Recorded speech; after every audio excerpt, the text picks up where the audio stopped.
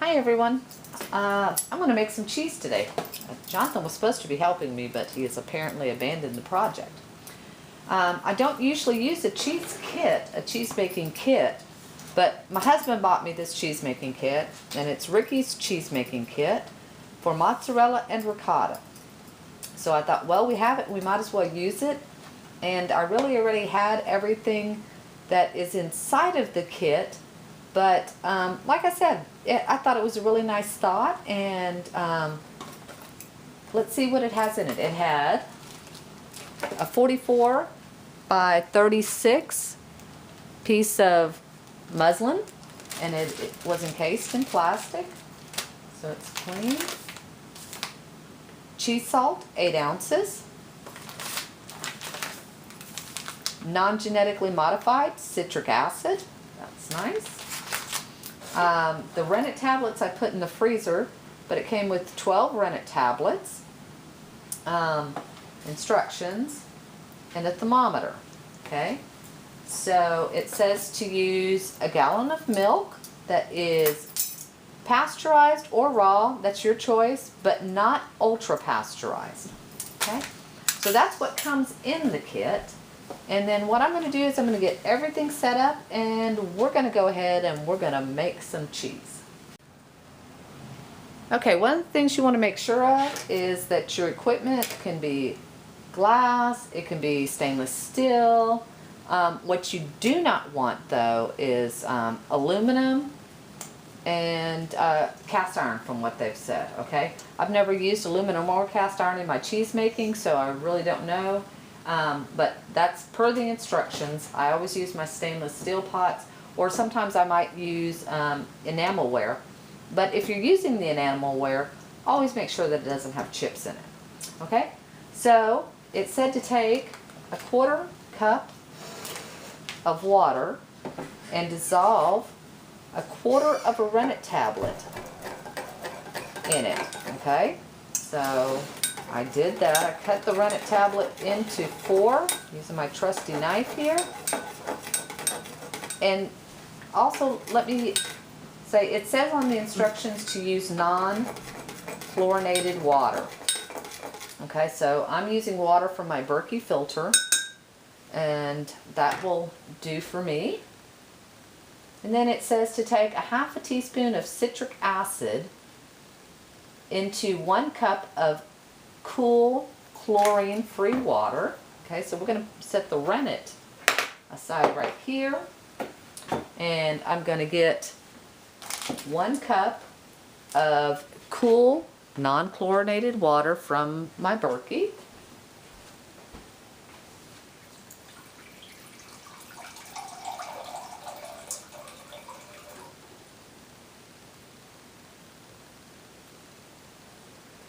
Okay, that should be about, now this is supposed to only take like 30 minutes is what they say, so that's pretty clear there. And it said citric acid, right? Yes.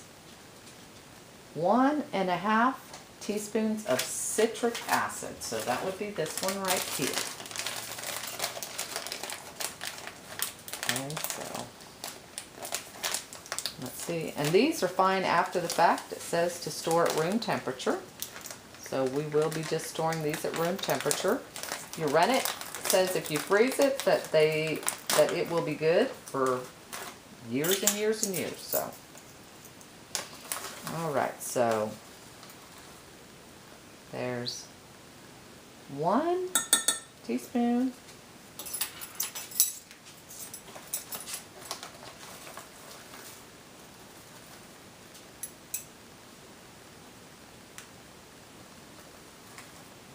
And a 1/2 teaspoon.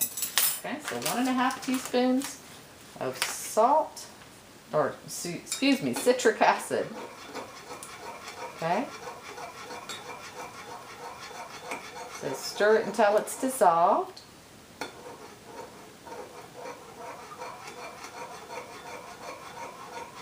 And then it says once it's dissolved, pour it into your pot. Okay, it's dissolved. That did not take long. Okay, we're going to pour it into our pot. It says pour a gallon of milk into the pot and stir it vigorously. So I might want to get something other than my knife to stir with. Let me go ahead and do that, and then we will stir vigorously. Okay, it also says that a slotted spoon comes in handy, so we have a slotted spoon.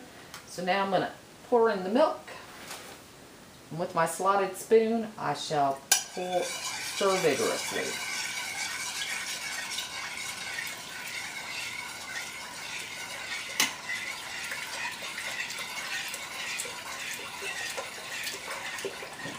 In this method, I believe if I read the instructions, and which is the way I usually do it also, we're going to use the microwave later.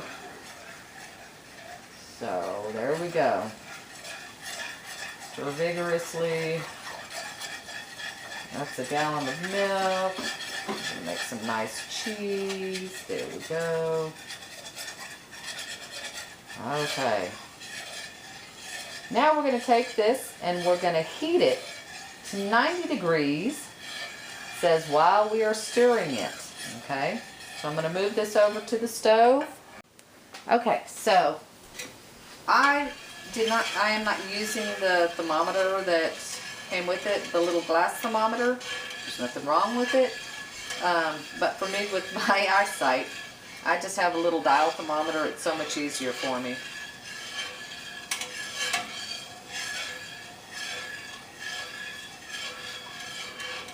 So we're just going to stir, stir, stir until we get this up to 90. Okay, it took me about 10 minutes to get it up to 90 degrees, and it is up at 90 degrees. So now we're going to add the rennet to it. And let me check the directions to make sure that that's what they tell you, because we need to follow the directions from Riki here, since that's what we're doing.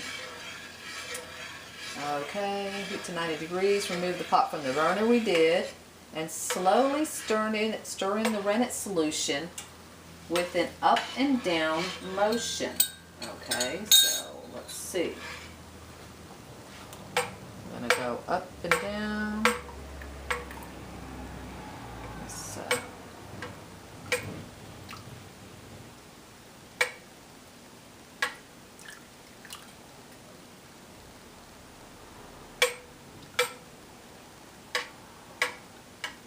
Down. I don't know. This rennet is not really the way I would. Okay. Now, it says do that for approximately 30 seconds.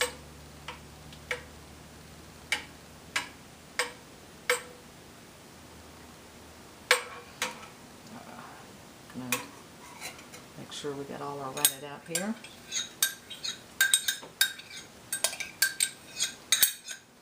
Okay.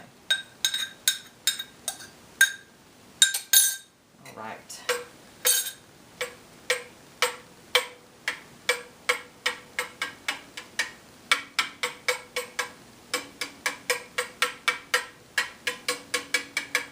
Okay, I think that's pretty good. And then it says to cover it. And we're already starting to break up and get some way here. Cover it and let it sit undisturbed for 5 minutes. Okay, I'm turning that stove off. So let me cover and let it sit, excuse me, undisturbed for 5 minutes. Okay, so be back in 5 minutes. While that's sitting, I'm going to go ahead and get my microwavable bowl ready. Now, if you don't want to use the microwave, or because you don't have a microwave because you're off grid, then you know you can do this in the water bath method, where you'll heat water up. I think it's to 100 and let me see. Let's pop back on the stove and slowly heat to 105. Let's see. No, that's not it. Water bath method. You're going to heat a pot of water, a separate pot of water, to 185 degrees, and you'll ladle your curds into a colander, and then you'll kind of just dip the colander and then do that by that method. So it gives both methods, But I'm going to do the microwave method simply because I have a microwave. So, have microwave, will travel.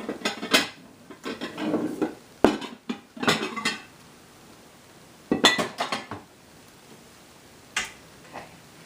And I'm just going to use this dish. That should be plenty big. And I'll set it over here and we'll have it ready.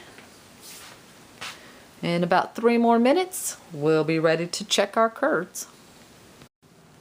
Alright, so it's been about 5 minutes. I've got my dish ready. I've got my gloves on.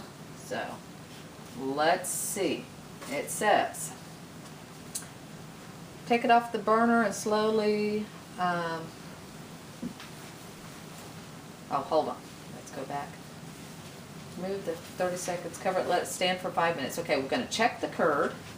I'm going to go ahead and turn this back on so let's check the curd. And it says it should look like custard with a clear separation between the curd and the whey.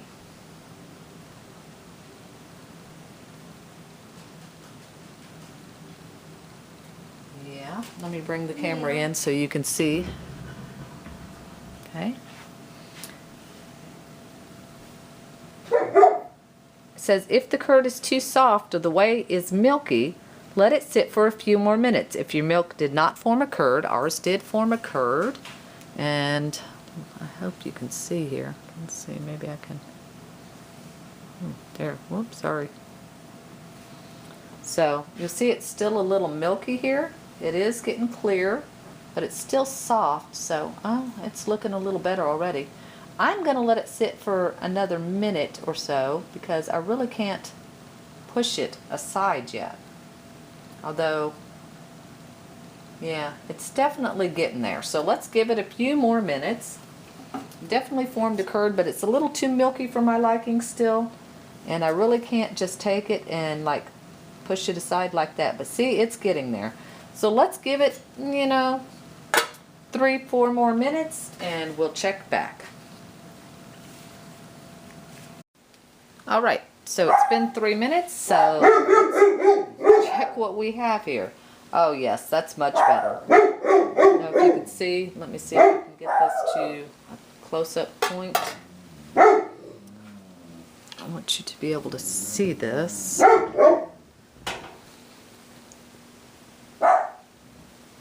See how it got much clearer. It's not all milky looking. And there's a definite separation. I can actually take my hand and move it away from the side. Okay, so now we know that's ready. You see how that cleared away from the side there, how it kind of formed? Yeah, that's exactly what you're looking for. So now we're going to cut the curd with the knife that reaches the bottom of the pot. Voila, the magic knife. And they have a little diagram, so let's see, there's the diagram. There we go. You're going to cut sideways and crossways. Okay? Whoops, sorry. And then we're going to put it back on the heat. So, go this way. This way. Cutting at an angle.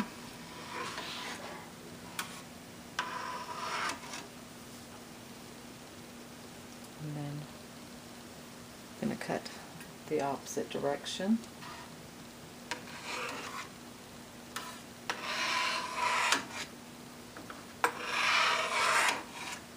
Okay, and now if you're doing the microwave method, you're going to heat to 105 degrees slowly.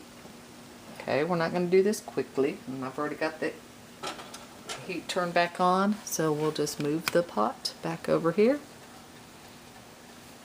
Okay, so slowly I'm going to heat back to 105 degrees, or up to 105 because we didn't have it at 105. Now if you're using the water bath method, it says to heat them to 110 degrees instead. Okay? Once we get this up to 105 degrees, we're going to take it off the burner and continue stirring it for 2 to 5 minutes. Okay? It says we're going to slowly move the curds around with our slotted spoon. while we're heating this back up.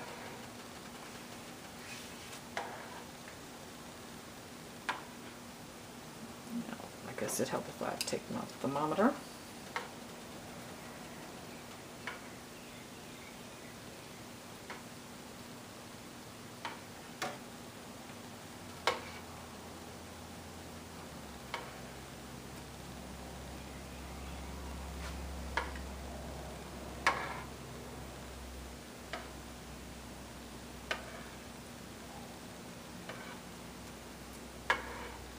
Okay, and it's at like 90 degrees right now, because just under actually, because that's what we took it off the stove at. So let me get it back up to 105 degrees. Remember, slowly moving the curd around with the spoon. Okay. Okay, so we heated it up. Mine's probably more like 108 degrees right now, but that's fine because between 105 and 110 is good. Now it says take off of the burner, like we said, and continue stirring for 2 to 5 minutes. The longer you stir, the firmer the cheese. Okay, so right now it's about 3 minutes after the hour, so I'm gonna stir it until 6 minutes after the hour and see what I'm thinking. I might do a little further. Now see, I could have let it sit a little bit longer earlier before I took it off. You'll see where I had cut the way, but there was really some pieces that shouldn't be so small and loose, but it'll still work out fine. But we got some nice square curds in there, but it should have been more like square chunks floating in there. That's all right. See, like that, more of them should have looked like that. All right, so I'm going to come back in about 3 minutes, and like I said, if you decide to let it go 5 minutes, that's fine too. Okay, the next step is we're going to pour off the floating whey, in which I have some loose curds, like I said, because I should have let it sit a little bit longer, so I'm going to use this colander, but I don't want to waste my whey. I'm not going to throw it away, so I'm going to pour it in here because the chickens love this stuff. Okay, I'm going to do that, and then I'm going to finish doing that, save the whey, and then we're going to ladle the bigger pieces. I'm going to go ahead and ladle them into my glass dish. And the psycho puppies heard a car. Okay, so I got it all into my microwavable bowl, and you'll see there's still whey in there. And look at this beautiful jar of whey we got here. So what you want to do is you want to drain off as much as the whey without pressing the curds hard, okay? So we still want to get off some of that whey.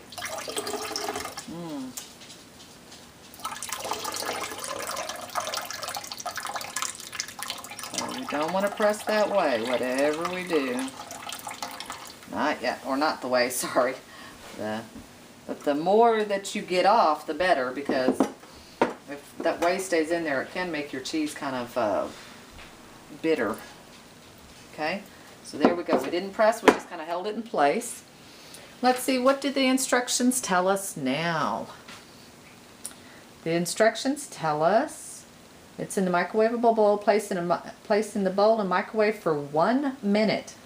Remove and drain off the whey as you gently fold the curds. Okay, so let's go ahead and stick it in the microwave for 1 minute.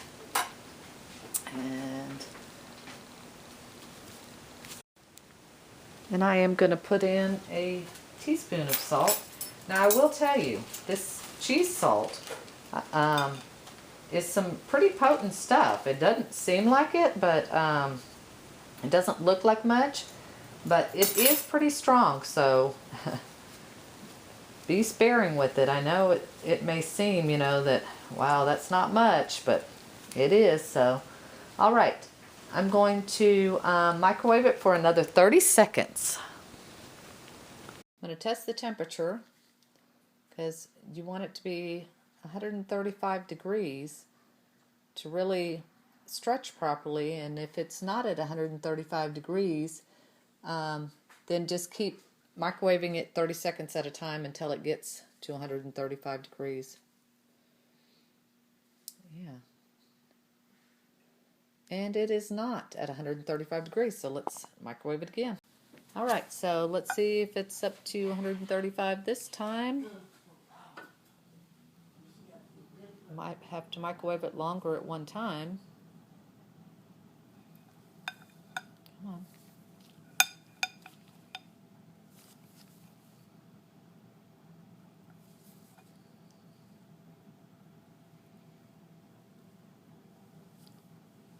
Still not showing. I'm wondering, maybe I need to change thermometers here, huh?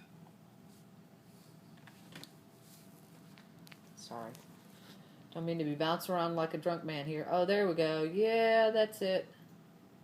So it is up to temperature. So now we're going to stretch it. Okay, so I'm going to stretch it. And it's hard to do this with one hand. I'm sorry. I would have my camera on the tripod, but my little bloggy died because I forgot to charge it. We did a thing at the church, so I'm going to stretch it. And this is not really how we want to stretch it. So stretch it like taffy.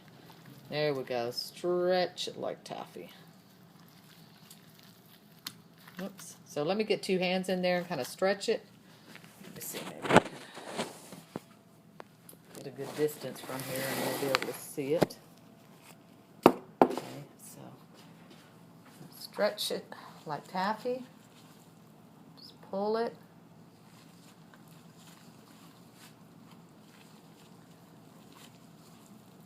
It says do this until it's smooth. The more you work the cheese, the firmer it'll be. So, oh yes, I'm already loving the texture of this. It's getting nice and glossy.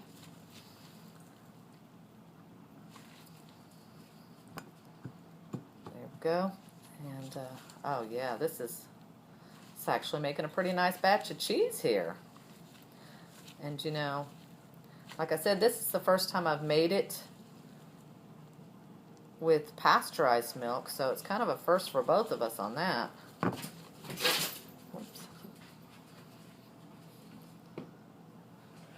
And let's see, what does it say then? Stretch it until it's firm. It doesn't say how long to do it, but I do it basically until I like the texture of it. Now you can reheat it and stretch it some more if that's what you want to do. But it says now you can form that cheese into a ball, a braid, a log, however it is that you want to do it. And you might want to make it into a couple of them because it's a good sized batch using a whole gallon of milk. It's really not bad at all. And the kit actually contains enough to do, oh, I don't know how many batches it said of the rennet and everything. So I guess there's 12 of them, so 48 batches or more, I would say. It depends on the cheese you're making, and it's got recipes in here also for ricotta. And all right, I think that looks good. So we are going to form it. Can I do a braid? Let's see. Let's see if I can do a braid. Let's roll this out. I might have to, no, I think I'd have to warm it up if I was going to do that. I already kind of got past that stage.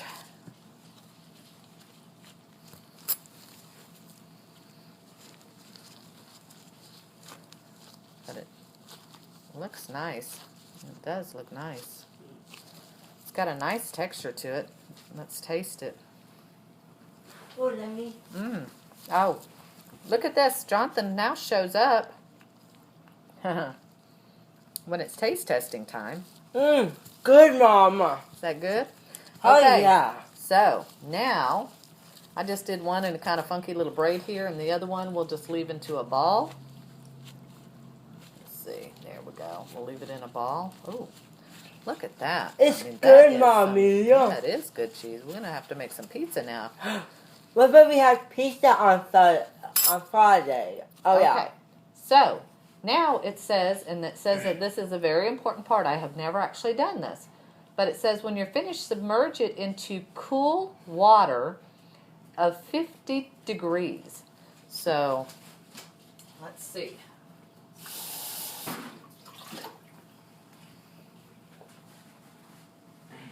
All right, so that's some cool water. So it says submerge it in cool water for 5 minutes, and then you're going to submerge it into ice water for 15 minutes. Okay, well, like I said, this is new on me, this part too. So here we go. Just put some cool water in there. So this will cool it down and allow the cheese to hold the shape. The next step is critical as it protects the silky texture and keeps it from becoming grainy. Alrighty, let's see. We'll let that sit for 5 minutes.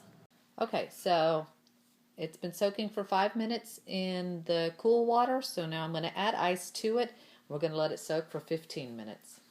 Okay, so ice is in the water, and we'll wait 15 minutes, and then I've got 2 pieces of plastic wrapper. You can put it in a glass container. I usually prefer the glass containers, but I have this plastic wrap, so I'm going to go ahead and use that. We'll see how that works. Any airtight container, it's good in your refrigerator for about 2 weeks. Now you can take this and freeze it, and then just warm it up when you're ready to use it. That works too. So I have my assistant Jonathan here, and he's going to take the cheese out. It's been sitting in the ice water for at least 15 minutes, walked off. But he's going to take it out now, and he's going to put it onto the napkin, get a little bit of that excess off, and then he's going to put it onto the plastic wrap so we can wrap it up. Go ahead, Jonathan. Just pick up one piece. Ooh, it's cold. I know, it's cold. That's why I'm having you do it. Okay, and put it on the towel. Easy. And kind of, no, one at a time. Kind of wrap it and tap it. Oh. No, yeah. There you go. Just kind of pat it, Easy. I guess. Yeah. Don't hurt the cheese. No, we just want to get some of the excess water off. You're so silly. We're not going to hurt the cheese. Cheese is an inanimate object. Cheese is not person. No. Okay, so we just wanted to get some of that dampness off so it's not all wet. Now put it in the center of the plastic. Here? Yep. And flip it over. Oh. No, that's good. Just like that. Now wrap it up. How do One side, all the way over. Pull it all the way up. Pull that side. This. Yeah, all the way over, and lay it down. Good. Kind of tap it down nice and neat. Easy. Don't hurt cheese. You're silly. Now wrap it the other way. There you go. Tap it. Okay. Now fold the other sides over. And It's fine. Look. Wait. Here, son. I did a good job. You're doing a great job. See? You just do like that. Oh. Whoops. Now I'm not even. And then we'll do like that. And like that. Oh, there you go. See, no problemo. Okay, now let's see. Can we? Let's do the same thing. Just set that one down. Here? Yep. Pick that up. Ooh, it's cold. Uh-oh. It's okay. Pick it up. Use it. That's okay if it comes apart. I didn't do a very good job braiding, so. Hey, like this? Yep, just kind of wrap it. We're just trying to get a little excess water off. That's all we're doing when we do that. We don't like wet cheese. Okay, so. Why, Mommy? Let's flip it over. And do it on this side. Yeah, oops. I'm actually recording a lot of nothing here because I keep moving around. Okay, now we're going to take this one.